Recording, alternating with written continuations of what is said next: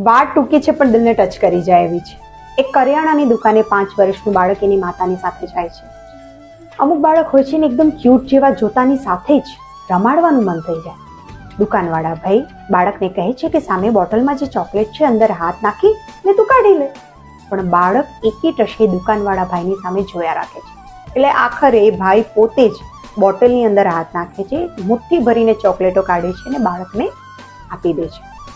એના આ પ્રકારના બિહેવિયરનું રીઝન જ્યારે ઘરે આવીને એની માતા પૂછે છે ત્યારે બાળક કહે છે કે મમ્મી જો તો ખરા મારા હાથ કેટલા બધા નાના છે.